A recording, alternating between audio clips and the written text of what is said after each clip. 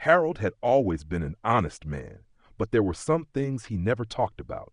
Not with his doctor, not with his friends at the senior center, and certainly not with his children. At 74, living alone in a quiet neighborhood, he often found himself facing long evenings filled with memories of the life he once shared with his late wife, Margaret. The house was full of her photographs. Her laughter still seemed to echo in the corners, but time had moved on. Harold's body, however, still reminded him he was alive. He felt embarrassed by it at first, the simple human desire that refused to vanish with age. "You're old," he'd scold himself. "Act like it." Society had taught him that older people shouldn't have such needs, that intimacy belonged to the young. But the truth was, Harold still had a body, and the body still whispered the same ancient language of comfort and release.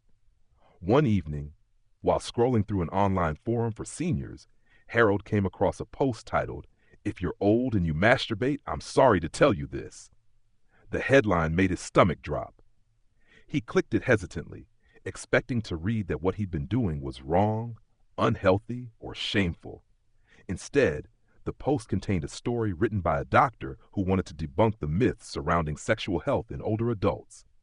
The doctor wrote that many seniors still feel sexual desire and that masturbation was not only normal but beneficial, improving sleep, mood, and circulation, even reducing prostate problems for men. What was harmful, the article explained, was the guilt and secrecy surrounding it. The body doesn't lose its right to pleasure simply because the hair turns gray, the doctor had written. Harold sat staring at those words for a long time. It was a strange relief, like permission he hadn't known he needed. He realized he wasn't dirty or pathetic. He was human. Yet it also made him think about how easily shame can survive in silence. The next time he visited his physician, Dr. Kim, he decided to speak up. "I want to ask you something personal," Harold said quietly as she checked his blood pressure. "Is it normal for someone my age to still, have urges?" Dr. Kim smiled kindly. "Completely normal. Your hormones don't disappear, they just slow down. Intimacy, even with yourself, can actually help you stay emotionally balanced." Harold nodded, surprised by her calmness. "So it's not bad for my heart or anything?" "Not at all," she said.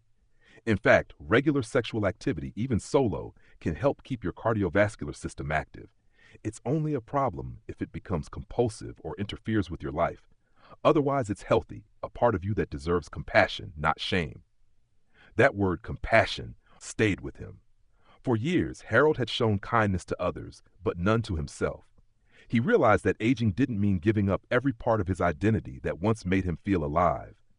His body might be slower, his hands more wrinkled, but they still belonged to him. Over time, Harold began to see his private moments not as something shameful, but as a quiet form of self-care. It helped him sleep better, calmed his nerves, and reminded him that pleasure wasn't owned by youth.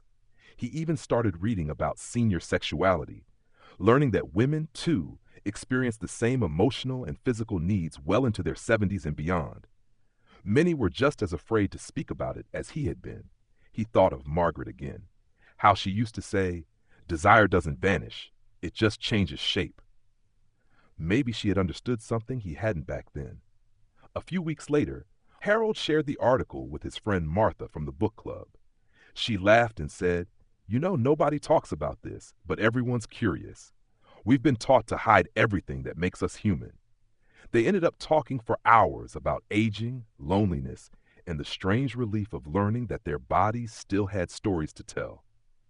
The truth was simple but profound. Aging does not erase desire.